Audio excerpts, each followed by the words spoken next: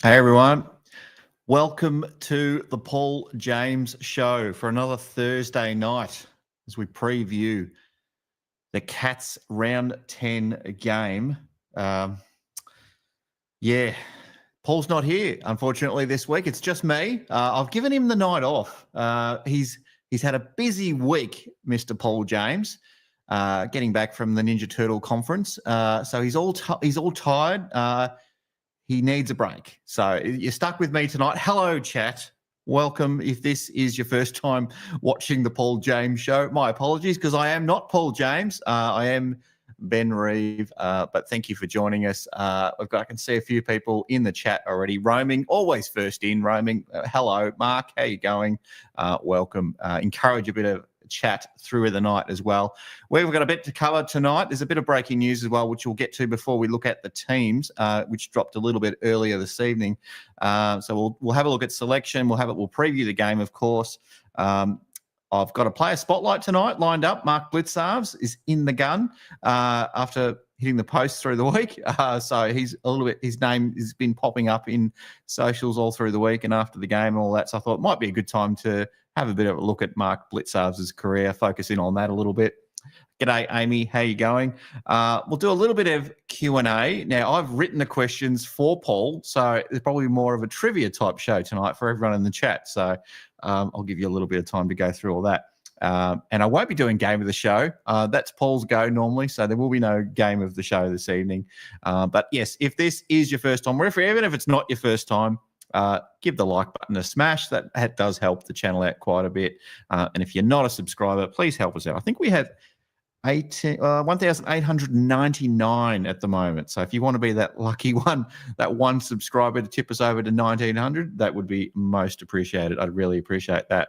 G'day, Amy. Hope Paul's fine. He's totally fine. He's just in bed early in his Ninja Turtle pajamas. A couple of Ninja Turtle emojis in the chat would be lovely. I would get a kick out of that if we can see some of that. So a bit of breaking news before we look at the teams, which dropped a little bit earlier. I don't want to say a lot, only because I'm probably don't know the guy that well or know his history too much, but I do want to acknowledge the passing of Robert Walls, which news dropped today or this afternoon when I saw it at least. So yeah, a tough day for footy fans generally, but especially those clubs that he played for and coached, and obviously his family members and friends, a lot of people in the media and all that. So just a quick sort of rundown on who Robert Walls was, if you're maybe not familiar with him. 259 games for Carlton and Fitzroy, 3 premierships as a player, absolute superstar.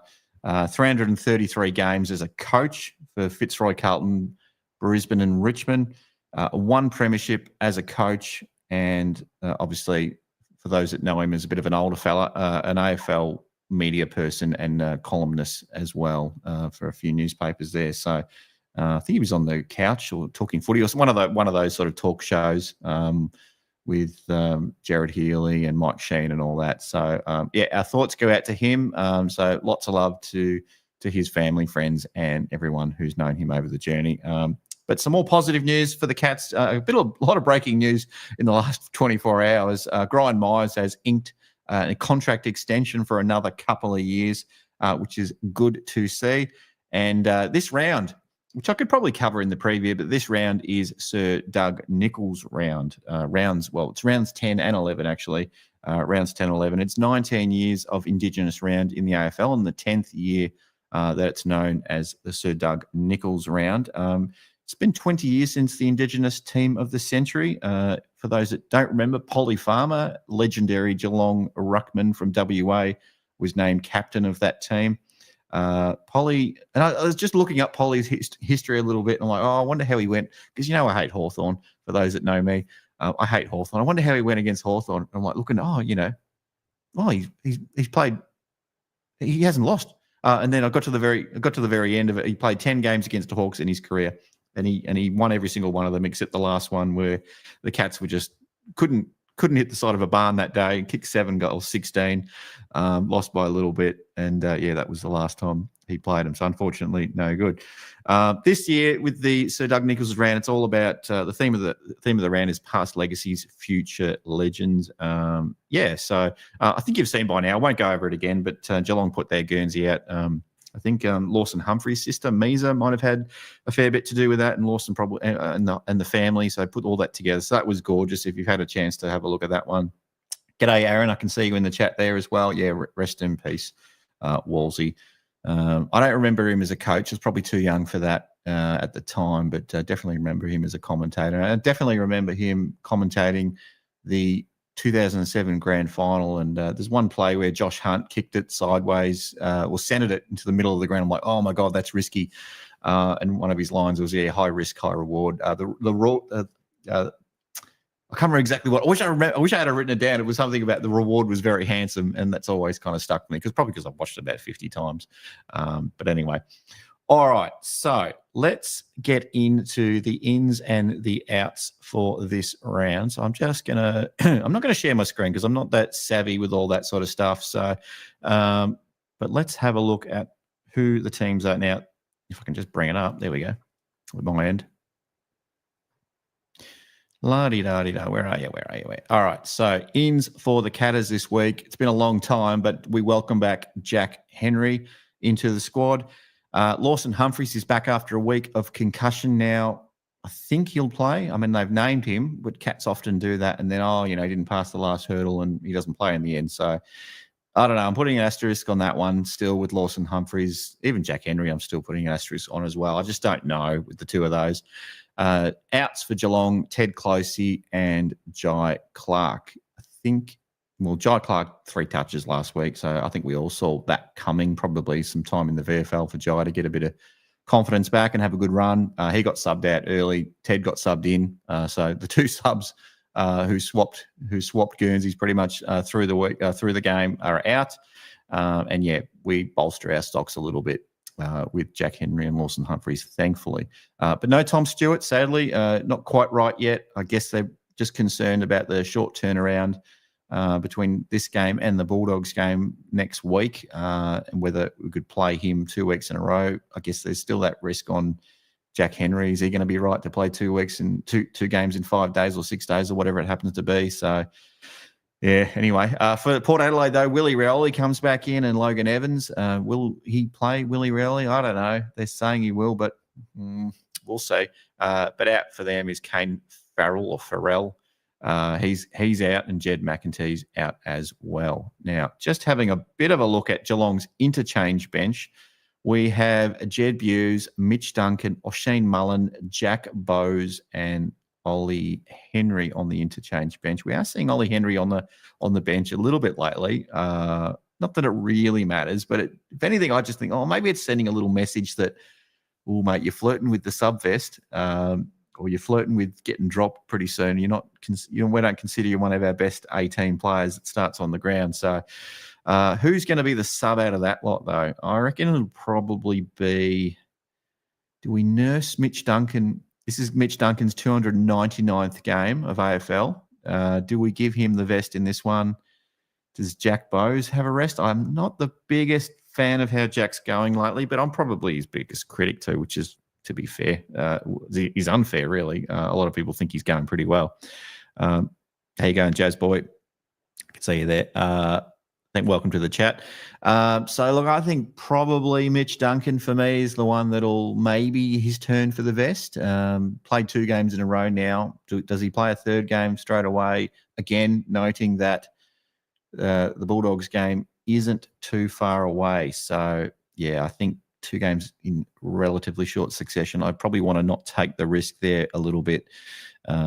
Jazz boy, Logan Evans helps Port's defense with Farrell out. Yeah, am I saying Farrell right? Is it Farrell or Farrell? I keep thinking Pharrell Williams. I don't know. On the emergencies for the Catters, though, we've got Reece Stanley. Didn't make it back in now. I thought that was the big... I could almost would have said that Reece is coming back. I didn't think this hamstring was such a big deal. I just seeing his body language on the sidelines last weekend, chatting to one of the staff from the Giants. He must have known somehow. I'm not sure how he knows him, but just chatting away, he was kind of like giving all this kind of body language that everything was fine. It was no big deal, nothing to worry about. But apparently, I guess, again, similar reasons, they probably just don't want to take the risk. So Blitzarves, it's on you again in the ruck for the most part, with Sam DeConning and Shannon Neal rolling through there at times as well, and maybe even Patrick Dangerfield from now and then. Who knows? Let's just work Patrick into the dirt because he's doing everything, so why not? Reece Stanley is the first emergency. Ollie Wiltshire is there as well, and George Stevens. So interestingly, Jay Polkinghorne isn't an emergency. Did kick a couple of goals, 2 or 3 goals on the weekend in the VFL, but has dropped out of the emergencies there. So they may possibly be saving him for a debut in the Bulldogs game. I don't know. But yeah, not getting a look in. But I guess rewarding Ollie Wiltshire, I suppose. So there's a possibility there. I do feel like there's a stronger chance than has been recently that Geelong may do another late out. I think there's been 2 weeks in a row now where we haven't had a late out. Yeah, Bulldogs at home roaming. I'd like to see him get his debut at home. I mean, it's nice to make a debut on the MCG or against a Hawthorn or something like that. That's probably one you'll never forget. But yeah, maybe play it at home. That's probably. I wouldn't want to make a debut interstate or anything like that. I think you want to do it at a big Victorian venue or at your own home ground is probably the way to go. Magnus, how you going, Magnus? Sorry again, Magnus, I didn't get you on post game live. I promise you'll get in first or second next week though if you come on Saturday night on that one. Yeah, who's gonna be the sub? I think it was going to be Mitch Duncan for me as the sub, unless there's a late change, and that can just throw everything out the window. But if you're just going off the teams as they are at the moment, then yeah, we'll see. Interesting on the Port side with their emergencies, they've got Travis Boak as one of their emergencies there. Jordan Sweet and Jed McEntee there as well. They have named Willie Rioli on the interchange bench, so whether he plays a full game, who knows? Probably will, but yeah, Jeremy Finlayson, Josh Sin, Christian Moraes and Logan Evans there as well. Roaming can't make it to PGL. I'll be on a plane to Sydney for my cruise. Well, mate, surely they've got Wi-Fi on the plane. Surely you can find a way to somehow just ignore the flight attendants, the messaging and all that kind of stuff about not having your phone put on airplane mode or all. Don't worry about crashing the plane. It's fine. You got to join in. Do we care about the umpires? I don't think we ever talk about the umpires. Matt Steddick's there. Yeah, so he's the only one I know. I don't know the other ones, but he's there definitely. Who are we missing though? Who are we missing? Obviously we've talked about Tom Stewart's not going to be there. I'm just looking at the chat for a little bit of help, but Tom Stewart's not there. As I said, Reece Stanley's not there as well. Let me just pull up the team chart while I'm looking at that and waiting for the chat to help out a little bit. That's right. I can't get it on my iPad. It's not sort of showing up on here. The 5-day turnaround is going to be tricky for some of the older boys. I think there's going to be a late change. I really, really feel that this is the week they'll spring a late change on this one. I feel like it's going to happen. I don't know who it'll be. I feel like Mitch is probably, as I said, Mitch will probably wear the sub vest because they probably just want to. He's so close to 300 games now, and the next one's at home. Like, you're going to play him next week, aren't you? If you picked him this week, you pick him next week. Unless he goes down with an injury or something like that. So, the injury list is still quite long, sadly. It's not getting a hell of a lot better anytime soon. I'll just have a quick look at the injury list at my end at the moment, if it comes up. We've got, our big ruckman, Toby Conway, still out. So it's still Blitzarves doing all the work there, unfortunately, to cover him there. Mitch Nevitt, I don't know about whether we're going to get Mitch Nevitt back soon. The foot injury, I'm trying to say it, fasciitis, plenty of fasciitis, whatever. Jack Martin, is he ever going to play for Geelong? Carlton will probably happy to move him on. Hopefully he does get a run. I know there was one of those things. If it works, it's great. But, you hear all the talk, well, our plan was just to get him right, get his health right. And then if we get the benefit from him in 2026, well, maybe that's fine as well. So he's just another year older and, I don't know, a year out of footy. And who knows, maybe it's going to be too late, especially if we are pushing for finals later in the year. Do we pick him at some point? But yeah, let me know, chat, whether you still want to see a bit of Jack Martin roll through the team at some stage this year. Jacob Mollier, yeah, he's kind of nowhere near it. So Reece Stanley, we talked about him. Cam Guthrie, according to the medical report, still about 3 weeks away with that Achilles, but you never know. I mean, it sounds like the club's starting to have to put a number on these return dates now, as much as they'd rather not. So I'd, read the medical report how you want. I'm not putting a lot of confidence in it at all. Brian Myers was in the concussion protocol last time around, but he's out, and so was he was back last week anyway, so I don't know why he's in concussion protocol on this thing here. And Mitch Edwards, we talked about. Who else did? Killian Burke still away. Lenny Hoffman's away, and Tanner's no longer on the link. I might be clicking on an old one anyway, so that's fine. But I think that's the general gist of it. I don't think we've missed anyone major there. Don't put Jack Munn in for the sake. Put him in unless we're not making finals. Yeah, I completely agree with that. Definitely agree with that. All right. Where am I up to on my show notes? How am I going? Give me shit in the chat if I'm not. I'm clearly not doing as well as Paul does. He's mastered the art of this.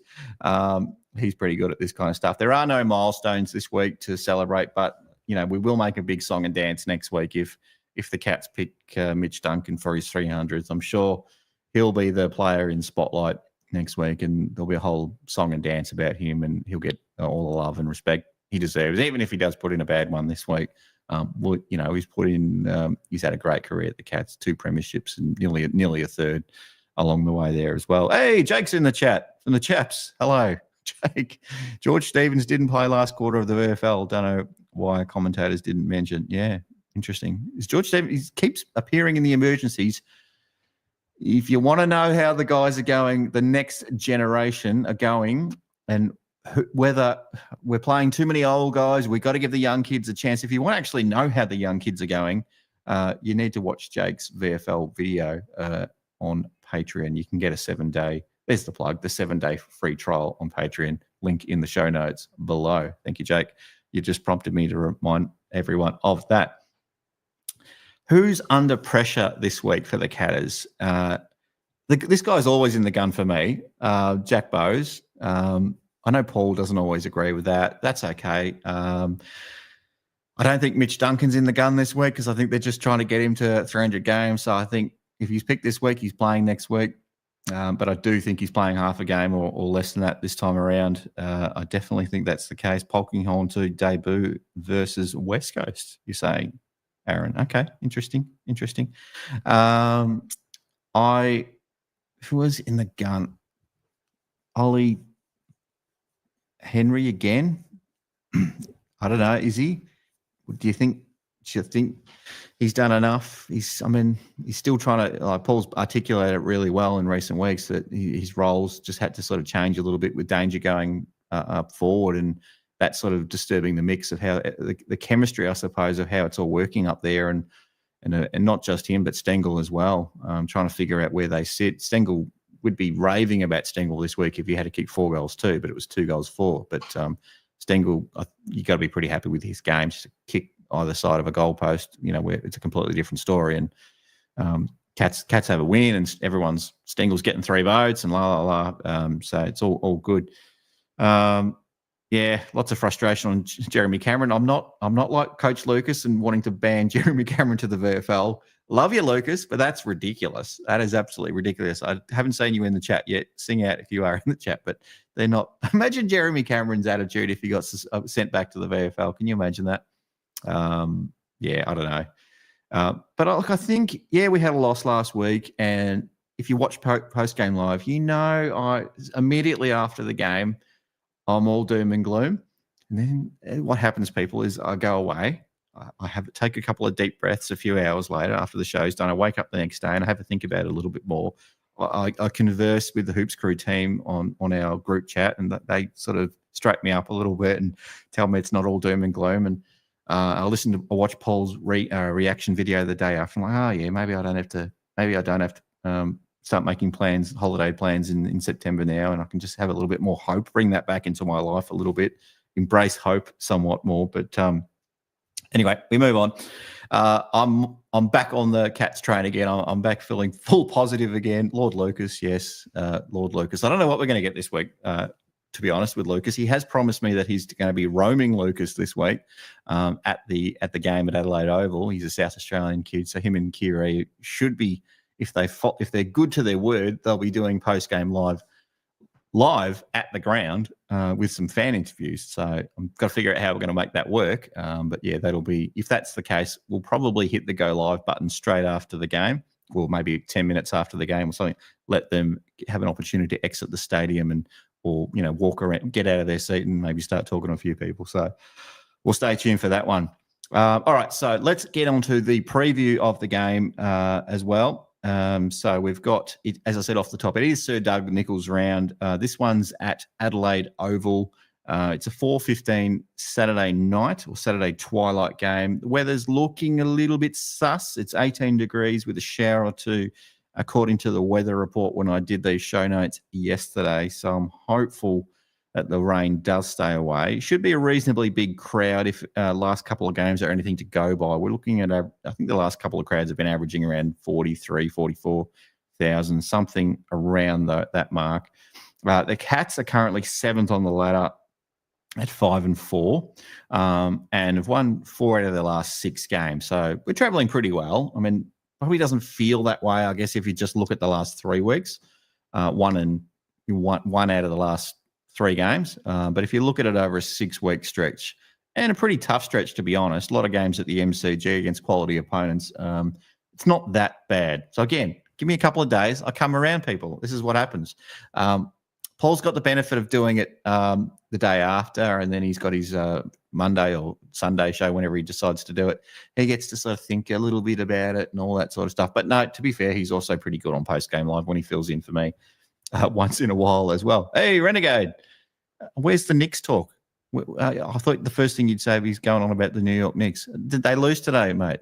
They had a loss. Oh, no. A joke. Anyway, we'll keep it focused on the hoops of Geelong rather than the hoops of the NBA. All right. So, as I said, yeah, Geelong 4 out of the last 6 games. Port Adelaide sitting 13th at the moment. They're 4-5, so not really that far behind us.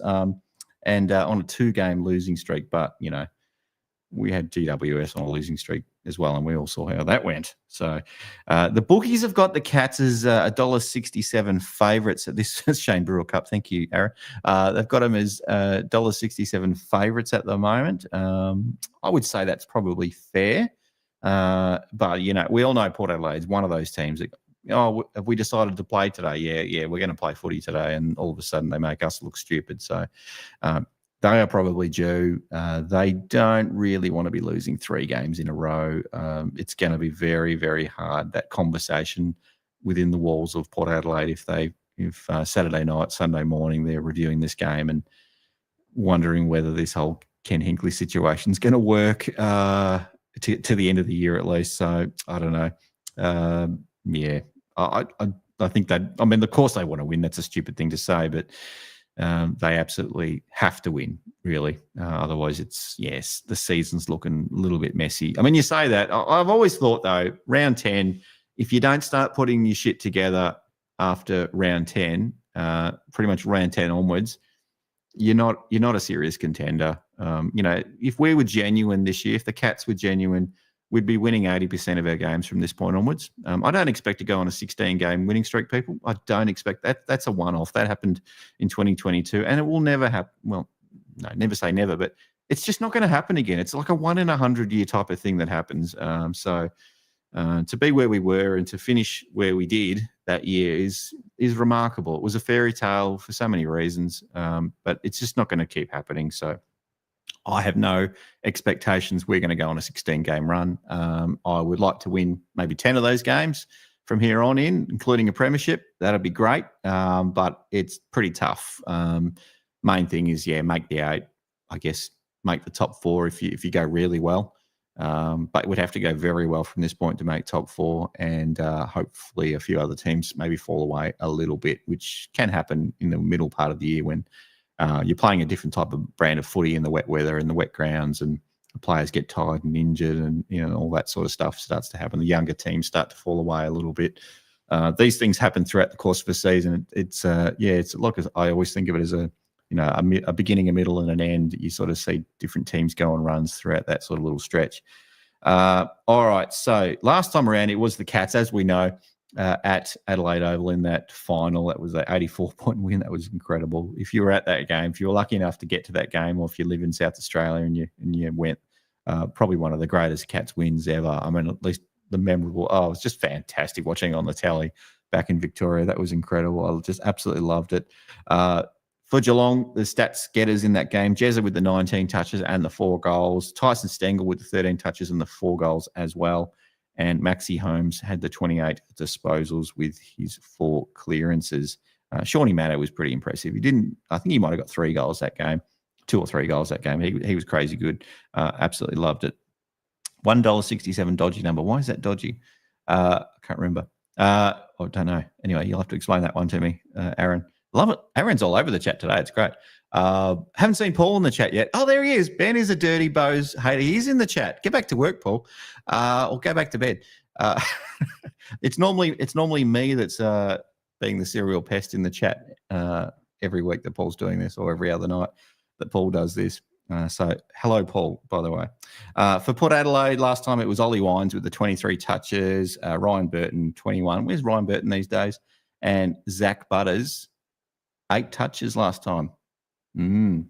Future Cat, Zach Butters, 8 touches last time. He's going to want to have a big game. And Connor Rosey, I don't know what he was doing, but Zach Butters, 8 touches last time in that game. What happened to him? No good. All right. Team stats, I guess, for the season. Geelong are 4th in terms of points for. Port Adelaide's 10th, and points against, Geelong's 10th, and Port Adelaide's 15th. So Port's not great in either of those categories. What does that say about what we should expect for this game? I guess that's even more of a reason I'm convinced that Cats win this one. I think it's a bounce back game for Geelong. I think we've learnt a couple of things. We win one, lost one. Beat Collingwood, beat the team on top of the ladder, and then lose to GWS when, by all rights, we should have won. Yeah, look, we probably didn't kick straight, fair enough. But there was also some errors in the way we were setting up as well. Defensively, I think that was probably the thing that stood out to me most. Not so much the inaccurate kicking that happens sometimes, but it was just the way that GWS moved the ball through the ground. And then to their credit, they did it really well. It's just that we just didn't seem to have a lot of answers for it, especially in the coach's box, which is a bit concerning through that game. But it's Thursday and we've moved on, haven't we? So we're not going to dwell on that too much. Now, the history between these two clubs, just going through it really quickly, we've played 40. This will be the 44th time that we've played, dating back to 1997. Geelong's won 65% of those games. We've had the one draw back in the year 2000. And just a little funny one. I just sort of flashback a little, had Operation Travis Boak or Operation Boak back in 2012 when I think it was Scarlett and Selwood and Jimmy Bartell and Chris Scott all got on the plane and flew over to Adelaide to try and meet with Boak, and I think someone got word of it on Talkback Radio, and then we got to Adelaide and all the newspapers over there as well. And yeah, it was a bit silly, a bit embarrassing. The big brass band or whatever they said.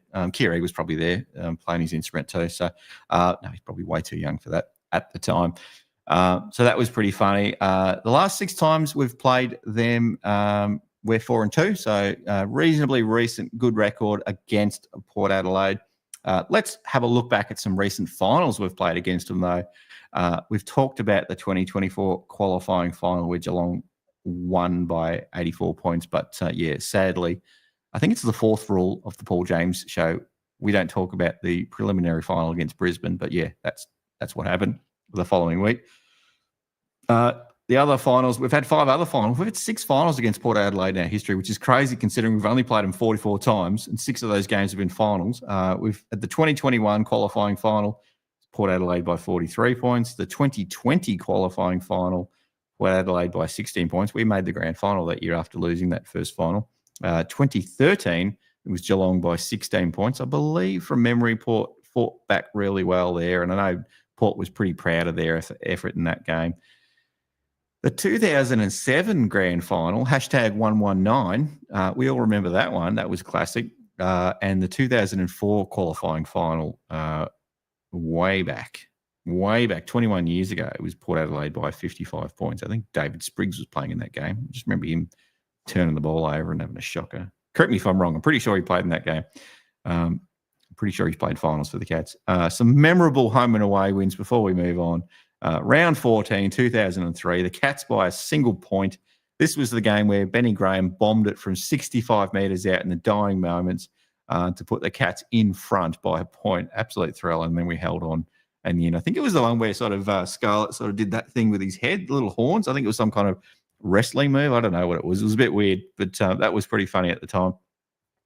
Round 5, 2005. We don't talk about 2005 semi-final, but we'll talk about round 5 in 2005. The Cats by 4 points.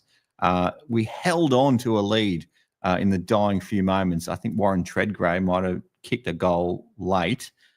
And then, we were just like, oh, God, we're just hanging on for dear life. It was a hard stopper, that one. So somehow we found a way to hold. We're going back 20 years for that one. 2008, it was the Cats by 9 points. That was the grand final rematch. I did make a road trip over for that one with a gold flag. I don't know what the gold was about, but it was some kind of signal that we're champions. I think it was because we had the gold AFL emblem at that point. I think that we were the first team, and I heard about that. And I've got to take something gold with me. So I had this massive flag, and I was just walking through the stands and all this with this stupid flag and chatting, just waving it in Port fans' faces and stuff like that. I got a death wish, clearly.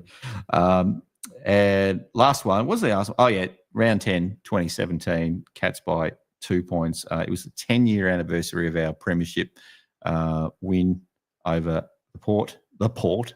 They don't like being called the Port, do they? It was the Patrick Dangerfield goal late, very, very late in the piece in the fourth quarter. I think he sort of top of the goal square, not quite right in front, but sort of you somehow just got it on his boot and it went through. And put the Cats in front, and then we held on for I think a few minutes there towards the end. But that was a classic as well. So had some absolute classic against Port over the years.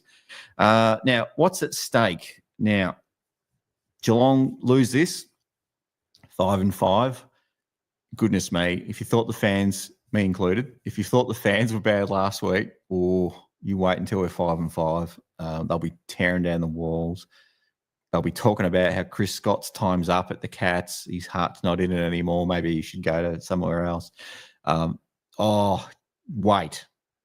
You wait. If you come on Postgame Live after a loss, you will see the fury some Cats fans will be bringing. I did promise Paul that I was going to try and straighten up a little bit on Postgame Live and be a little bit more positive, because I know there's a lot of Cats fans that hate the negativity. So I'm going to try and straighten up a little bit more. In that space. But yes, if we lose, it's going to be bedlam on that show. If we win, and I will not change this about myself, I will be lining up for grand final tickets again if we win this game. And I'm not going to be ashamed to do that. I am right back on. I'm back on the horse, lining up with my grand final seats straight after the game. Boom, I'm back, baby. Straight after post-game live anyway. I'll be all over it. They'll be loving it and giving them shit. And hopefully we'll get some Port Adelaide podcasters or YouTubers coming on the show afterwards. I've got to send out a couple of invites to them, but hopefully we'll get the Pair or the Creed or something like that popping on. We'll see. If you know them or you reach out to them, tell them to jump on the Hoops crew on post-game live after it. That'll be great. But yeah, if we win, it's party time. It's party time on post-game live if we win that one. And Cat season, I wouldn't say it's back on track, but step in the right direction. A home game, possibly for Mitch Duncan's 300th the following week. Surely we don't lose that one. We don't lose the big milestone games unless you're Corey Enright against Melbourne for your 300th. But no, we generally don't lose the big milestone games. So you'd think we'd win that one. And then things are looking really good. What did I say? We've currently won 4 out of the last 6. We would have won 6 out of 8 at that point if we win the next 2 games. I'm jumping ahead a little bit. I am, but potentially that's where we could be at. We are the favourites to beat Port Adelaide. We'll probably be the favourites to beat the Western Bulldogs, you'd think. So, yeah, I'd say, we win these 2 games and we'll see what happens after that, I guess. But for Port Adelaide, as I said, it's not going to be good if they lose 3 straight. I think it's pretty much done for their chance at winning the premiership. I don't know if I'd be prepared to rule them out of finals, but they're up against it. They're already way down the ladder. There's a lot of teams sort of bunched up in that middle part of the ground at the moment. So, yeah, can they somehow find a way? Possibly. But as I said, my feel is at the 10 round mark, if you're not finding it at the 10th round mark or thereabouts. I mean, it doesn't mean just because you lose it's all said and done, but if you're not putting together 10 weeks of solid footy at this point, then, yeah, your season's pretty much done. You don't tend to see many premiers stumbling over the line in the last 10 weeks of the year, really. So it doesn't happen that way. So, yeah, I think curtains for them. If they win it, though, look, Ken lives again. I think, maybe they sort of keep pushing forward. They've probably got a few away trips. They've had a few games at home recently, the showdown, of course, and this one against us. They've got a couple of trips away coming up. So, it'll probably week on, week off. It's just hard to know with Port. I wouldn't. It's tricky to tip them, really. Like, just their form's going to be all over the shop. Who knows? There's been surprises in the AFL in years gone by, and Port Adelaide, I thought they were going to be genuinely competitive this year, and I just really haven't seen it. There's a few teams that have surprised me a little bit. I expected more from Carlton. Maybe they're starting to turn things around now. GWS, I don't know what to get week to week, but it is what it is. The game breakers, look, I think I want to see a big game from – I want to see Sam De Koning show me something, Sam. Sam? No more pouting bullshit little schoolyard whingy stuff, please. I'm sick of it. I don't want to see it anymore, Sam. I'm done. I'm done with the pouting. I'm done with the sooking. It didn't go my way. Focus on the footy don't turn your back to the ball. It drives me nuts, Sam. So I want to see a big one from Sam De Koning. I want to see you roll through the ruck every now and then. I want to see you talk to the boys. I want to see a positive energy from you, mate, the whole game, no matter what's happening. Don't bring that negative energy again. I'm putting it on you, Sam. I'm pointing to you, Sam. I know you're not watching, but everyone, get on him. Get on him. We want to see some positive stuff from Sam De Koning because we believe in you, Sam. We love you, and we remember what you did for us in 2022, and we believe in you again, mate. So come on, give us something. Another game breaker, I reckon, after a little bit of a quiet week, he's a young fella. Keep an eye on Connor O'Sullivan this week. I reckon he's going to have another massive game. I reckon we'll be talking post-game live about this is his best game for the Cats. And we've said that a couple of times this year. Or this is his best game, but actually I reckon this will be the best one. All right, I'm a little bit of a just throw something out there and see if it sticks kind of in terms of how I think about things like that. But I just got a feeling Connor's just going to go bonkers in this one and we're just going to be raving about him. Paul's going to be singing his praises in the match reaction the following day, and I'm going to just be banging on about him and on post-game live afterwards as well, and the chaps will be singing his praises and all that. So, but he does feel like the Sam De Koning from 2022, doesn't he? So a year in the VFL. I think Sam might have had a couple COVID sort of in that awkward period there as well. But Connor and Sam De Koning for me are the two big game breakers there. Cats have just got to get back to their fundamentals, really. Clearly, you want to be kicking at least half your scores need to go through the big sticks. I'll accept 15 goals, 15. I'll accept that. I want 5 goals. I want 15 goals too. I'd take that. But if we're a bit wayward, but we've done enough to get 100 points on the board, and it's a good enough for victory, I'll accept that as well. Hopefully, Jai Clark dropped useless. Yeah, he has been dropped renegade. But as you know, late changes and all that. So we shall see whether he's not named as an emergency. So neither is Ted Closey. So I guess they want to give them both a full game in the VFL, which would make sense, really. I mean, give them a good run. I think Ted's been wearing the vest. I don't think they wear. They probably don't wear vests. They wear a t-shirt now. But yeah, don't just keep putting him in that. Like, give him a full run in the VFL. Get him some proper game time. Why not? Bring him back next week if you need to, especially after a 5-day. A 5-day break. We have to cycle some players through over these next 2 games. I think we'll see a few changes. I think we'll see at least 2 changes next week, regardless of injuries and such. You'd expect to see Tom Stewart come back next week, and I'd expect to see 1 or 2 more players come back in as well, and maybe cycle a few players out. As I said, I think Mitch Duncan will stay in the side for his 300th, and as is always the way, they go hard on the piss that night, which they're entitled to do, and they don't play the next week. I think sure Danger did it. I'm pretty sure Tom Hawkins did it. Correct me if I'm wrong, but a lot of these big milestone games, they seem to have the following week off somehow. All right, my prediction, I can see Paul's written in the notes. He's saying Cats by 22. Chat, guess what? I'm actually going to agree with Paul for once. I am actually going to agree with something he says. And as we know, I think Paul's probably the person on the show, Jake as well, the two of them, they're probably the most level-headed, sensible people. Probably shouldn't listen to me too much. But yeah, I'm going to agree with Paul on this one. I reckon the Cats by, I'll say 26 points though. I'll go a little bit higher, but I reckon he's about right. About 4 goals is probably on the money there for that one. All right. Before I move on from this game, just want to name a couple of Cats who joined the Power over the years. I wonder if you remember all these names. A couple of the more recent ones, of course. Quinton Narkle, Francis Evans. Did they go as a package? I don't think they did, but anyway, they found their way there through their own means, I think, for the most part. Anyway, Sava Radigalea. See you later, Sava. Has it been a success for them? I don't know. Has it been a success for us? Maybe. Yeah, probably. I guess it has. But either way, I think both parties are just happy with the way it ended at the end of the day. Stephen Motlop, I don't know what happened. He was absolutely flying at Geelong for a few years there and just lost his way completely. I don't know what went wrong. Maybe someone in the chat knows what happened there, but he just lost his way and then put it together a little bit in his last few years of his career with Port, which was good for him.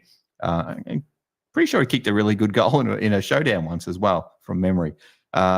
Shane Brewer, it is the Shane Brewer Cup. I think Aaron might have gone with that a little bit earlier, the Shane Brewer Cup. I think he played in Port Adelaide's debut game in 1997 as well, their very first game. And the last one I've got on my list, and forgive me if I've missed someone, but Wiley Buzzer.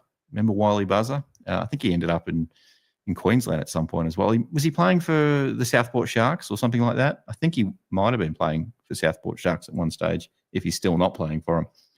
Some power players who've joined the Cats. The big one, really, is Paul Koularitis. No. He is one of them, but he's not the big one. Tom Harley, 2-time premiership captain for the Catters, kicked a goal with his first kick, I think, in AFL, in his first game at least anyway, kicked a goal. Tom Harley, yes. Thank you, Aaron. He's the big one. Didn't play much for Port, but left pretty much straight away, came over, and I just thought he was this long-haired, sexy-looking, muscular man swanning about the Eureka nightclub for a few years in the early days when the Cats were struggling. And then he lost all the hair, and then Cats became a force, and he became a captain and probably one of the best captains. You can't go past Joel Selwood, but Tom Harley as a leader in any industry, clearly he is as a man with leadership skills and abilities. He was fantastic for us, and I don't think we'd be the club that we are without him leading the way. And yeah, Joel thankfully got to learn from him and from Cameron Ling after him, and now Paddy's carrying that torch for the rest of them. So yeah, Tom Harley, 1 game for Port before coming to Geelong. Exactly right. Hello, Spartacus. Yes, I'm not Paul James, Spartacus. I'm so sorry, I'm not Paul. Paul's in his pajamas already. He's in bed. Let's see some turtles in the chat, please.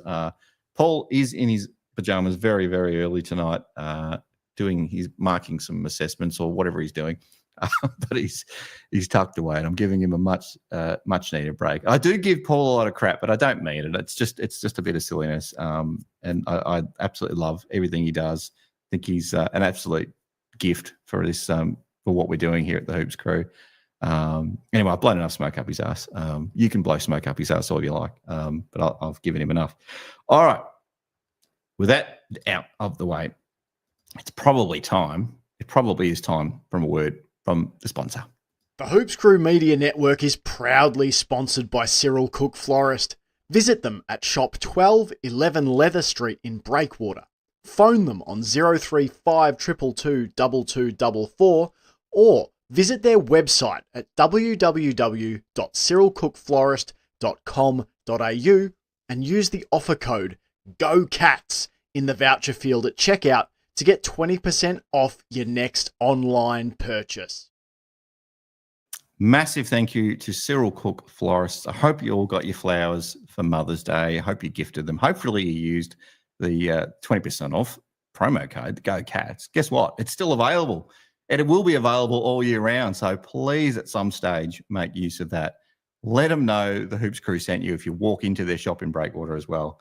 We love everything they do for us. And they've been sponsoring us since, I think, the start of the AFLW season last year as well. So absolutely awesome. We love them heaps. All right. Glad you're here, Ben. Paul needed a spell in the twos. Those turtle PJs needed a wash. Yeah, I agree. I'm going to pin that. There you go. Paul needed a spell. I'm actually going to get rid of my little thing too because it gets in the way. Yes, Paul needed a spell. I was going to joke that we've actually sacked him and give us 50 super chats to bring him back, but I'm not that greedy. I'm not that stupid. It's not all. We're trying to build a community here, not necessarily. Well, we're never going to be millionaires, but let's be real. All right. Quick look at around the grounds for this week. There is a game going on at the moment. I'm not going to dwell on it too much because it involves a team I absolutely friggin' hate. It's Hawthorn. Gold Coast are winning by 15 points at the moment at TO Stadium against the Hawks. Haven't lost there in about 7 goes, Gold Coast. So they're kicking off Indigenous round in the heartland in Darwin. So I'm hoping Gold Coast do enough. They've just kicked another goal. It's out to 21 points now. I appreciate if you're watching this on delay, you probably don't care about me giving a running update on the Gold Coast versus Hawthorn game. If you're watching live, I'm sure you might have it on in the background or checking the scores from time to time as well.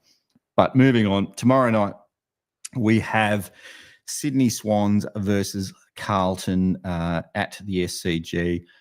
Joel Lamarty's back for Sydney. Carlton probably won't go into this game as the favourite. Well, they're definitely not the favourite going into this game. I'd suggest that a lot of Blues fans wouldn't be feeling awesome about their chances. Some might hold a little bit of hope out, but realistically, they're probably thinking they don't win this one.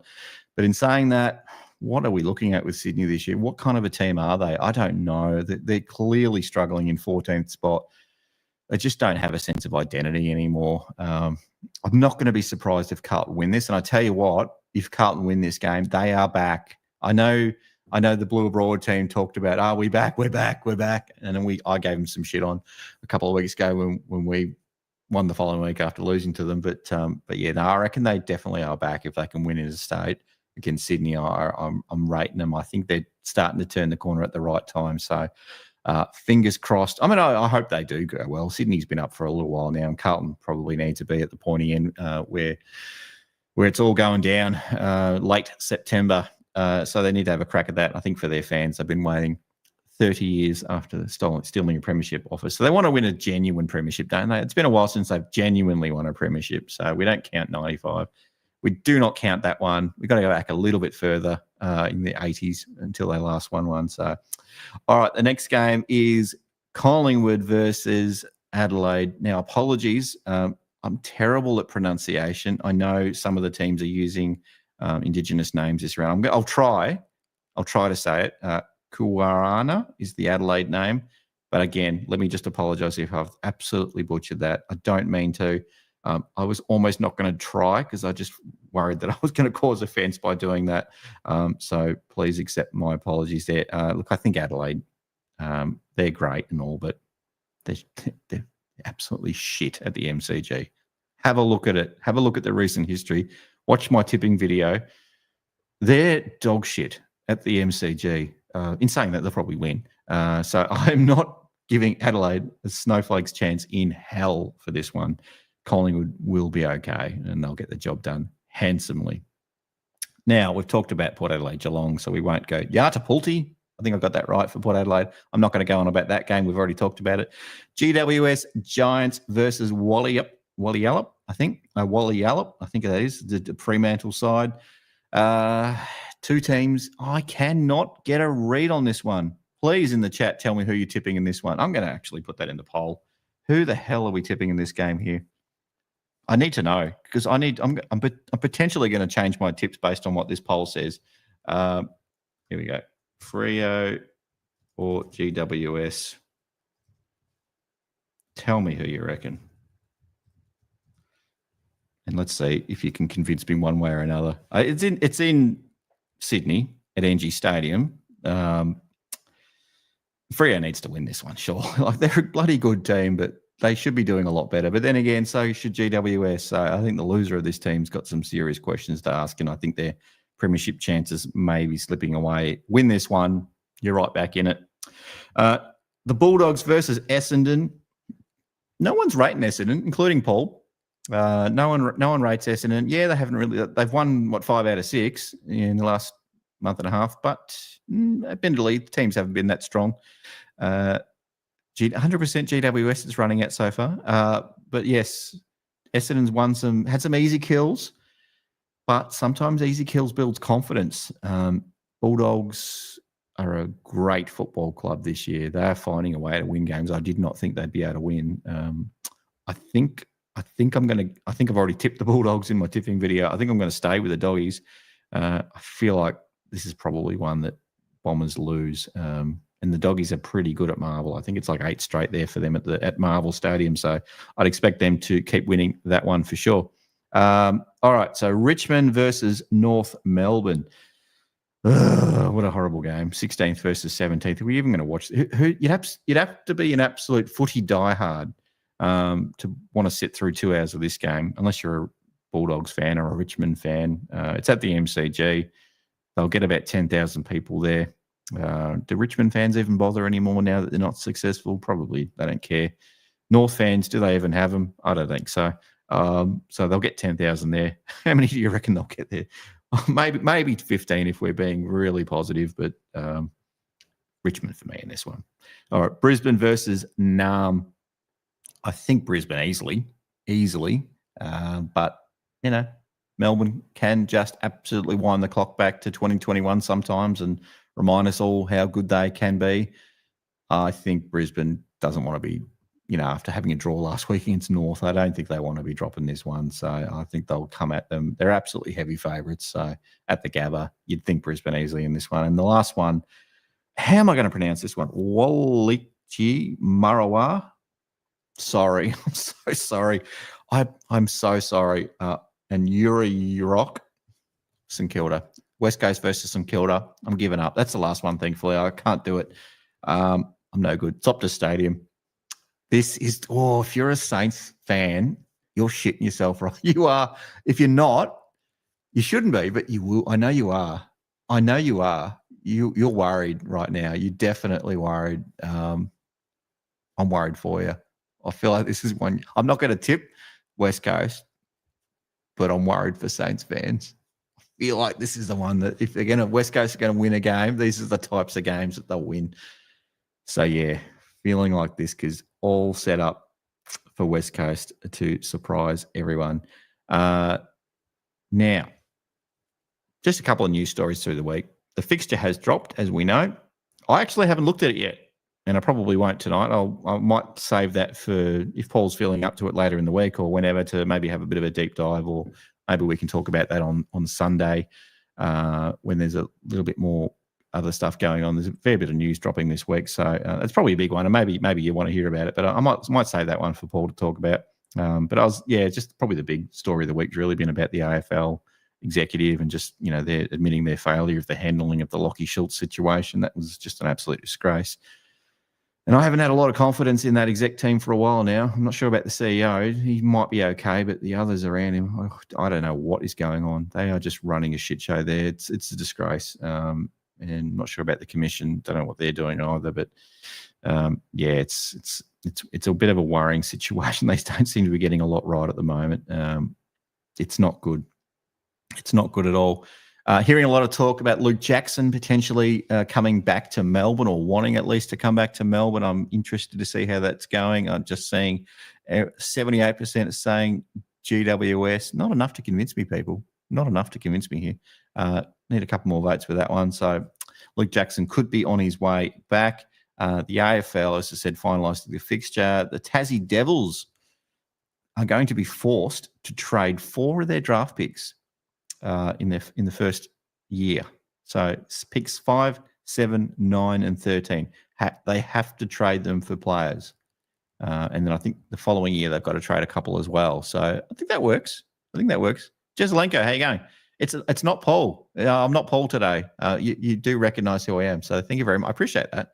But Paul's having a well-earned rest. Or we sacked him. You decide. What have we done? Have we sacked Paul, or have we given him a rest? I should go with the sacking kind of stuff. Saints fans, shitting bricks. They are shitting bricks. All right. Now, I didn't know this. Former Geelong Cat played in the 1995 grand final. Paul Brown, his son's playing for Richmond. I didn't know that. Why didn't I know that? Tom Brown had the tackle of the year against West Coast, match-saving tackle of the year. Why didn't we pick him up? Is it too late? Can we bring him back home? Does he even live in? Was he even from Geelong? Did his family move? I don't know where Paul Brown's originally from. They're not all born in Geelong, I guess. Every Geelong player is not born here, but you think they move here and they settle here and they raise kids and get other jobs in the Geelong region. So, but maybe he's not from the area. Maybe he's not that tied to it, or maybe we just didn't show any interest in him and he slipped. We just didn't pick him up as a father's son. Who knows? Anyway, he had a good run and got in the headlines this last week. And speaking of fixturing, Collingwood's playing 9 of the next 14 games at the MCG. So poor Collingwood. It's a tough run for them. 2 trips interstate as well for the rest of the year. Oh, how are they going to cope? How are they going to get through the last 14 games of the home and away? It's no good. All right. We're on to a player spotlight. So I do like the player spotlights, and we haven't actually done one for a while. I'm not sure why we stopped doing them. I must have just slipped off the show notes somehow, but I thought it's time to bring it back. And this guy unfortunately was the man of the moment for all the wrong reasons, partly for some of the right reasons. Took an absolute great mark 30 metres out in the dying moments against GWS. Mark Blitzarves went back. We all felt pretty confident. He's usually a reasonably reliable shot at goal, at least on a marginal angle. Not too much of an angle there, but sadly hit the post. I couldn't even look. I've got this habit now when I go to live games of football where I just watch the player's reaction, and normally you can tell within split second of it leaving their boot whether it's a goal or not, and you can just sort of see kind of Blitz sort of leaning, and I'm like, oh, I don't know. And then he's like, oh, and it's like, oh, no. Nah. And the crowd just goes, oh, because the player knows before anyone else. I mean, the crowd immediately behind the goals got a bit of a sense whether it's going to go through, but maybe don't know whether it's got the distance on the kick. The crowd either side of the player having a shot kind of know that it's going to go the distance or not, but don't know whether it's gone through the big sticks. But yeah, usually I trust the player. The goal umpires are all over the shop. They're running left, they're running right, they're falling over themselves. I can't trust them. Where's the goal umpire? I don't even care. I don't watch the goal umpire until he straightens up and goes boom. That's probably the only time I have a bit of a look. But sadly, not meant to be. But anyway, I'm waffling. Mark Blitzarves. Yes, also famous for that missed free kick against when he was holding the ball, potentially holding the ball against Brisbane a few years back as well in the top of the goal square, which would have gifted Brisbane the game, if you all remember that one. Now, 34 years old and out of contract at season's end. Played 278 games for the Catters, getting very close to 300 games, which would be insane if he got there. It would absolutely be insane. He's played 13 seasons in the AFL and he's kicked 74 goals, primarily as a defender for a large chunk of that. But, put him anywhere, put him on the wing, put him in defence, throw him forward now and then for a goal or two. I mean, he usually kicks about 6 or 7 goals, something like that a year, doesn't he? But I reckon if you made him a permanent forward, he'd absolutely kick 40 goals a year without too much trouble at all. You'd think he can basically play anywhere, but we just love him through the midfield because he just burns opponents and goes through the ruck and has a bit of fun with that too. You probably know the story, the steeplechaser, blah blah blah. But he does have a basketball background. Not him personally. He probably shoots a few hoops now and then. But both his parents played for Australia at different points in time. I think his sister plays at a high level in the NBL. I don't know if she's played for Australia. She may have, but she's definitely playing or was playing at a really high level at the AFL. He grew up with the Guthrie brothers, Zach and Cam, and I think there's another brother in there as well somewhere, but they're all from the Sunbury area, played for the Sunbury Lions as kids. Blitz didn't play after he was after the age of 14, so he had about 4 years away from the game. Was just concentrating on his athletics, trying to get into the Com Games or the Olympic Games or whatever. I think even when we drafted him, he didn't really play a hell of a lot. We sort of sent him away. Well, give it your best crack, mate. Come back if it doesn't work out, and we'll see how you go. We'll pick you up as a Category B rookie, and I think that's what we did at the time. A bit of a speculative pick in 2011, and it paid off, didn't it? Played, I think, in the year that he got drafted, he played 4 games for us. Didn't look great at all. Like, there was a lot of concerns that maybe it wasn't going to work out, but they stuck with him. They played the long game with Blitz, and the 4 games that he showed at VFL level weren't spectacular at all. But yeah, work problems got me putting in excessive extra time. Burnout a real tonight. Well, that's why we've got you some Ninja Turtle pajamas, mate. So just tuck yourself into bed. I'm sure you've got the Ninja Turtle, the Shredder Doona set as well, the purple and pink Shredder Doona set. So just pull that right up to your chin. Grab yourself a book. Maybe you're into the Hunger Games or something like that. Maybe just pull one of them out and have a read. That'll be the way to go. Here's a Swiss Army knife, Jesselenko. He's definitely Swiss Army knife, 100%. Shredder Doona set. Yes. Keep it going with the Shredder shit. Yes. So 4 games in his first year, I guess, after his first preseason, a lot of time away at the club. But it was 2013 that he made his debut against the Hawks on Easter Monday. Actually did pretty well in that game. Wasn't too bad. And ended up the year, I think he played, 22 games that year, played basically the whole year. Geelong's Best Young Player Award at the Carja Group Medal Night. Absolute superstar. But he only got a game. He only got a game in that. It was round 1 that he debuted. I think it was round 1. If not round 1, it was early days. But yeah, he only got a game because Vardy was out. Nathan Vardy, Trent West, Hamish McIntosh, and Dawson Simpson. All our tools, just no one was available. So it's like, let's just give this Blitzarves kid a go. It's early in the season. Well, what's the harm? Just the biggest game of the year and all that at the MCG. But what's the harm? And he went okay and basically stayed in the side the whole year, really. So absolutely terrific. Incredible effort and hasn't been omitted since his debut. Can you believe that? Hasn't been omitted. You know, you're seeing guys coming in and out of the team at the moment, but, you know, this guy has no right to be an AFL footballer. Somehow just hasn't been omitted. Played 278 games or thereabouts. Obviously won the Carji Graves medal. Not obviously, but you may forget. 2015, win the Carja Graves medal in his 3rd season, by the way. 3rd season.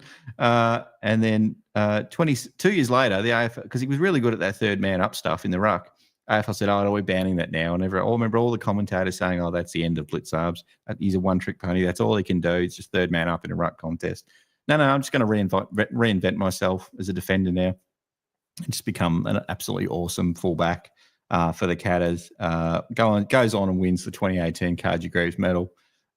He's an absolute star. I still think Tom Stewart should have won it that year, but very happy with Blitzarves winning his 2nd Carja Graves medal for the Catters. Got picked to represent Victoria in the bushfire appeal game in 2020. Must have been early in the year before COVID hit, clearly. And won Geelong's best clubman that year as well. So he basically does everything. He plays every position on the ground. He wins every award there is to win. He hasn't won the club's leading goal kicker yet. That has eluded him, but maybe he's not too far off that. 2022 Premiership player, All-Australian the same year, and 2024 self-appointed league commissioner of the Geelong Chess Club. All right. Let's round the show out with a bit of trivia question chat. Now I've tried to keep an eye on the chat. I tell you what, a lot of respect to Paul. A lot of respect. Paul's watching Seinfeld with the missus. Or is that me?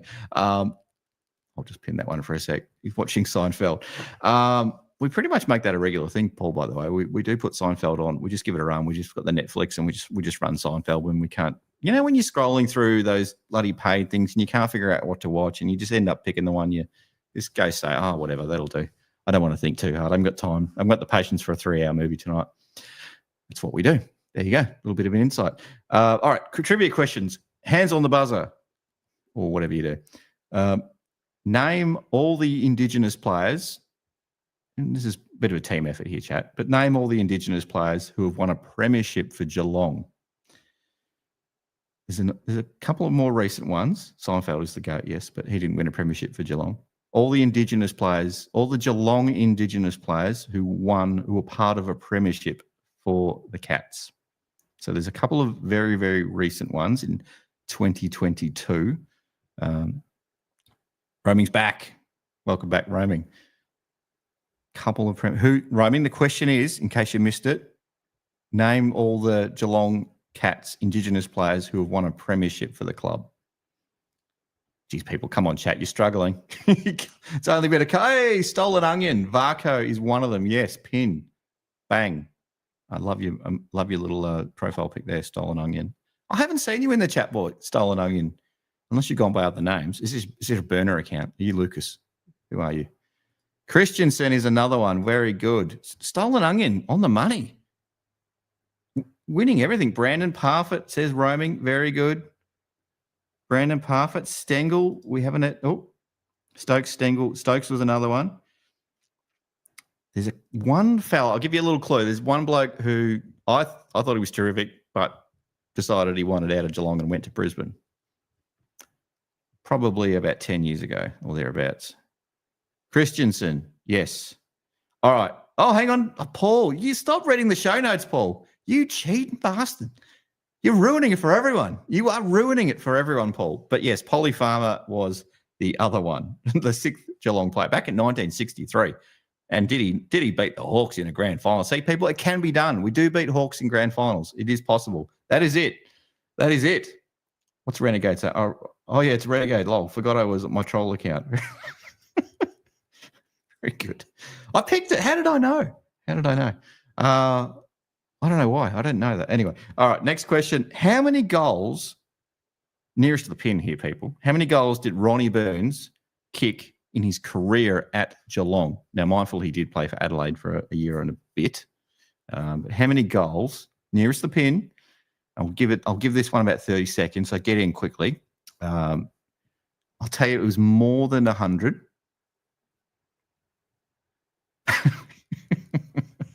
No need to cheat. Very good. 563 roaming. He didn't get over 300. So somewhere between 100 and 300. Cheselenko, you're very close. You're very close. Extremely close. W. 297. I'm going to give it to Spartacus. It's not quite 252, Spartacus. Not quite 252. 239. Roaming Craig, just a little bit late. I've given it to Spartacus. So don't be dirty on me, roaming, but Spartacus wins that one. Sorry, Jared. Love your work, Jared. Paul James, stop cheating, Paul. You're nowhere near it. You deliberately got that one wrong. Get out of the notes. Get out. I should block him from this note. That's what I should do. All right. How many Cardew Greaves medals did Polly Farmer win? There's a bit of a theme here. Clearly, it's an Indigenous round. But how many Polly Farmer medals did Cardew Greaves win? How many medals? Cardew Greaves medals did Polly Farmer win? Shut up, Paul. You're a pest. You're an absolute pest. I don't ever do this to you. Why are you doing this to me? I never annoy you on your show. 4 is maybe a tad high, but he probably deserved. Yes, Jared, Foxy with the truth bomb. 2, exactly right, Foxy. TP, just a little slow there, TP. You've got to work on your internet connection. Improve it. That is exactly right. All right, this is a tricky one. And this is a team effort again, chat. Second last trivia question. How many Indigenous former Cats are now currently playing at other AFL clubs? Actually, Paul's correct. There is 4. I should have said name them. Don't take the easy way out, Paul. I know you like to take the easy way out in life, but 0 is completely wrong. It is 4, but tell me the names of the 4. Jeremy Cameron was involved in one of these names. Just a little hint there. It was very beneficial for the club. We weren't happy. Yes, that's right. Tim Kelly at West Coast Eagles. I'm going to give you a clue. There's another West Coast Eagle. Not Asava. He's from Fiji. Sparkle Narkle, Bussy. Yes, that's right. You lose a point for saying Asava, though. Yes, he's dark skinned, but he's not Aboriginal. Narkle is now with Fremantle after being with Port Adelaide. Fremantle. Kelly Jones, Spartacus with the money shot. Kelly Narkle Jones. There's one more. You'll never get it, but he's a journeyman. Somehow found his way to Sydney recently. Used to wear number 45 for Geelong. You'll never get this one. Paul will, because he'll look at the notes. But I beg you to resist the temptation, Paul. This guy started with Geelong, didn't play a game for the Cats, got picked up by the Bulldogs, won a premiership with the Bulldogs. And it wasn't Paul. Yeah, Paul is a cheater. We know that. won a premiership with the Bulldogs. Was pretty handy. Went and played for Fremantle for a few years there. And we all thought it was said and done until he found his way on a Sydney list recently. Not Dalhouse. Not Mitch Hardy. Leonardo would never cheat. No, he wouldn't. Leonardo is honest. Leonardo is the most honest turtle. Hambling. Not Hambling, but I'm giving that to you, Aaron. It wasn't Hambling. It was Hamling, but you're close enough. We'll pay that. Hang on. Yes, we're paying that. Hamling. I could give it to you, but I'm giving it to Aaron Beard for that one. All right. This was a trivia question, but I'm gonna read this one out because I just found this really interesting. The trivia question was, how many Geelong players can you name? This isn't probably to do with Indigenous rounds. This is to do with Port Adelaide. But how many Geelong players can you name that played in that played in 2007 but didn't play in the grand final? All right, so I'm going to answer this trivia question for you. It's just for information's sake. Matthew Egan, 22 games, all Australian that year. Never played again. Mark Blake, 22 games. The ruckman, dirtied up when he got dropped for Stephen King. Went on to win the 2009 premiership. This is a very long list, people. I'm telling you now. Travis Varco, 18 games that year. Got dropped on the eve of finals. Won premierships in 2009 and 2011 and had a pretty good career at Collingwood after that as well. David Johnson, the anchor man, we used to call him Renegade, won preliminary final with Geelong. Played 12 games in 2007 as well. So played half the year, just wasn't there at the pointy end. Big one, Tommy Hawkins. You remember him? Remember Tommy Hawkins? Played 9 games that year. Won 3 more premierships, 2009, 2011 and 2012. All these, I'm only 5 names in, people. Kane Tenace, a semi-final. He played a semi-final with Geelong, so he was handy. But he played 9 games that year. Brent Prismal, 5 games that year. Played in a qualifying final with Geelong at some stage. Charlie Gardner played 2 games. Played a prelim with Geelong at some stage. He's with Sydney these days in an admin role. Henry Playfair, 1 game that year for the Cats. I think it was the Port Adelaide game, actually. He just butchered it at the end and coughed it up. Played a couple of semi-finals with the Catters. We're getting to Lonergan. I'll get to Lonergan. Tim Callan didn't play a game with Geelong. But went to the Bulldogs and played in 2 prelims for them. This is a deep list, people. This is bloody deep, this list. Tom Lonergan, thank you very much. No games for the Cats that year, but the 2011 premiership for the Cats. Can you imagine? You could almost fill a team with these players and they would have gone okay. We did win the VFL premiership that year too. Trent West didn't play a game, won the premiership in 2011 with the Cats, another premiership player. Joel Reynolds, who the hell was Joel Reynolds? But, he didn't play any games for Geelong, but he did play 38 games in his career with, I think, Essendon and maybe someone else, possibly, maybe West Coast. Ryan Gamble, no games that year. Went okay in the second year. Knocked out Luke Hodge, which I just absolutely loved. Played 35 games for the Cats before it was all over. Jason Davenport. Now we're getting to the names that you're like, who the hell are you talking about? Jason Davenport. These are all the guys who didn't play a single game that year, just because I want to read out what they did with the rest of their career. Ryan Gamble, Jason Davenport, 28 games. Nathan Jakura, 25 AFL games in their career. Simon Hogan, 1 quarterfinal with Geelong, qualifying final with Geelong, sorry. Sam Hunt, an elimination final with Essendon. Matthew Spencer, just 2 AFL games. I don't remember him playing those 2 AFL games. And then a bunch of 3 other guys that didn't play a game in their whole career, in and out before you know it. Stephen Owen, Todd Grimer, and Liam Bedford. There you go. That is it, people. And I've pretty much gone almost the hour and 20 minutes like Paul does. I know Paul likes to try and neatly get it to the 1 hour and 20 minute mark, and that's nice. But Spartacus, that is a magnificent list. That is oh my God. When I looked at this, I could not believe how many players that we had not playing that day and what they went on to do in the rest of their careers. There's a couple of guys on the list now that'd be happy to play 10 games of AFL footy. A lot of these guys ended up playing 50, 40 something games. They would have retired happily bragging at the pub about all those games that they played at AFL level, and they should. It was just incredible. Guys that went on and played finals with other clubs. Some of them went on and played finals with the Cats. James Riley, no, didn't play that year. And Kent Kingsley and Peter Riccardi left the club at the end of 2006. But Ken Kingsley wasn't as bad as maybe what we remember. The polls running GWS 80%, and maybe I do have to go. I think I did go GWS in that game. Yeah, absolute superstars. Didn't play that day. Mark Blake, maybe an argument that he probably should have got a game. Tom Hawkins, you look at the entirety of his career, yeah, fair enough. He probably wasn't quite ready yet for a few years at least anyway, but, he turned out to be a pretty good player, didn't he? So that's the list. This has been fun. As I said, it's probably not as good as maybe what Paul would have done.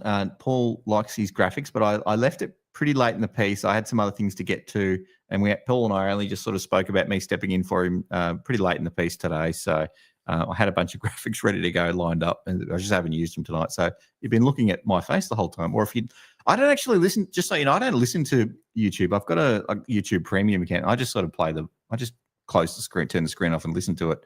It's almost like a podcast than anything else. So that's what I do anyway. So all these fancy graphics and videos and all that, so it doesn't do anything for me. I don't listen to it. So I'm not sure what you guys do, whether that's what you do or not. Ben, it's genuinely a premiership. It is. Absolutely. Hawks in front in Darwin. Hang on a second. Let me just pull this up real quick. Not pull it up, at my end at least.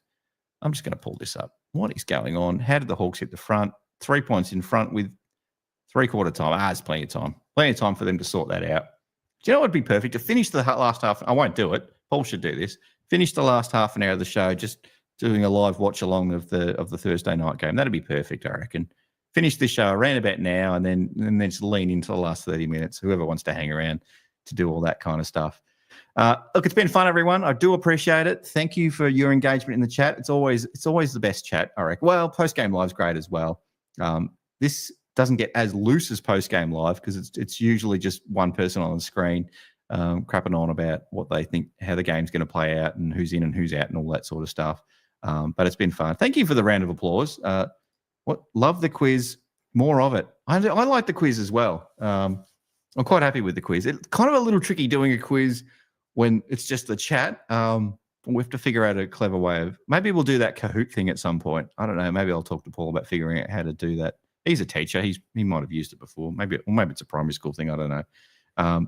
Yeah, we'll try and double down on the quiz stuff if we can. We'll have a trivia night, Hoops Crew trivia night. We might seriously think about how we're going to do that. But anyway, massive shout out again to everyone in the chat. Super shout out to all our Patreon members. We really appreciate all your support. I think we're up to 38 now, so we're only 12 away from getting Paul to come on show in his Ninja Turtle pajamas. That will be an absolute treat. I will let you know when we're only 10 away, because then we'll actually get a countdown clock graphic happening on the screen somewhere up there or whatever. We'll get this countdown clock happening, and then maybe with a little Ninja Turtle picture next to it or something like that. I'll come up with something anyway. We'll work something out, but we're very close now. If you're not a patron, no big deal. We love you watching the show and have you chatting and all that. And at the very least, hit that like button wherever it is, somewhere down there, because that really does help the channel a lot as well. If you like what you're seeing, though, of course, subscribe definitely. Thank you to our YouTube subscribers as well. Awesome sponsorship from Cyril Cook Florist. Don't forget the promo code Go Cats. What's on for the rest of the week? Just quickly, I'll be back on Saturday, probably for post-game live, probably about 7 o'clock, I think, depending on whether Lucas is keen to do some post-game interviews with fans right after the final siren. It may be dependent upon whether the Cats win. I think that was probably the condition that he might have had. So it'll either be 7 o'clock or it'll probably be closer to 8:30. Sorry about the range of times, but that's probably the way we're going to go with it. So jump on straight after the game if you want. Clearly, we'll give it like 10 or 15 minutes for the song and all that sort of stuff, but then I'll hit the go live button, hopefully after a Cats win. Paul will be back with his match reaction probably the Sunday morning. I do like to push him real hard to get that out at about 9 o'clock so that we can wake up and give that a bit of a run if we're sleeping in or if we're pushing the lawnmower around or whatever your routine is on a Sunday morning, sitting at the cafe, knocking back a croissant or bacon and eggs or something like that. Whatever you do on your Sunday, or going for your walk with the dog around the lake or river or whatever. Do what you want. Maybe you're playing computer games and you just want to have it in your ear. I don't know what your go is, but that's the way I do it. I usually do it pushing the lawnmower around or going for a walk. Paul's back. He will be back. I promise you he will be back. Unless you don't want him back. Tell me in the chat if you don't want Paul back. If you want to hashtag sack Paul or hashtag bring Paul back. Let's see if we can get something going there. He will be back on Monday at 8 p.m. with a glowing review of the Cats and talk about a bit of other footy news as well, I'm sure. Hopefully we'll see him back. He's in bed. Poor bugger. He's sleeping away. Sleep tight, Paul. La, la, la, la. I should sing. Hashtag sack Paul. What's a twinkle, twinkle, little star, how I wonder what you are. Ball of gas in the sky, burning brightly. The chaps are back on Tuesday. Jake was in the chat before. You have to check out Jake's soliloquy, his little rant at the start of the show. It goes about 3 or 4 minutes. It's absolutely insane.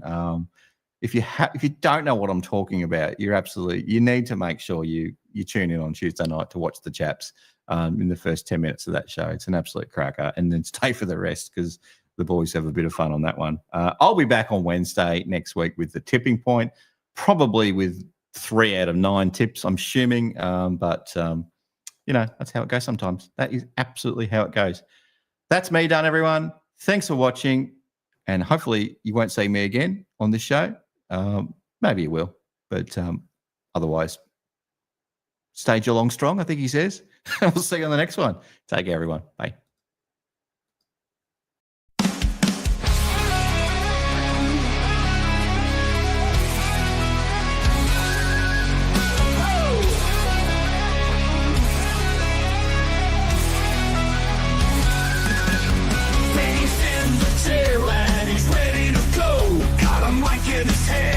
It's time for the show. Dropping pussy down facts, mitts, forwards and backs. Representing G-Town while talking the smack. Clashing facts like Patty, where the hell you at? Whose crew are exploding, don't ever look back. Then we got Paul, yeah, he knows his stuff. He's a man, he's a myth, taking on the nuffs.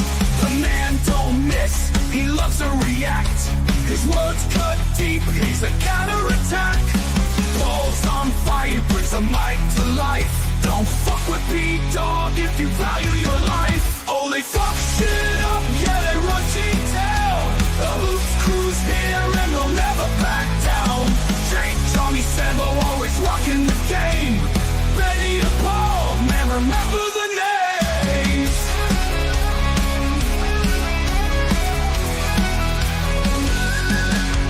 In the studio, Jake's bringing the noise. With Johnny and Sambo, the chaps chat boys, they're electric and they're ready to roll. The boys are on fire and they're taking control. Recaps and previews, yeah, they cover it all. Part of the Hoops crew with Benny and Paul. They fuck shit up, yeah, they run G-Town. The Hoops crew, baby, they'll never back down. Jake, Johnny, Sambo, always rocking the game. Benny and Paul, chasing glory and fame.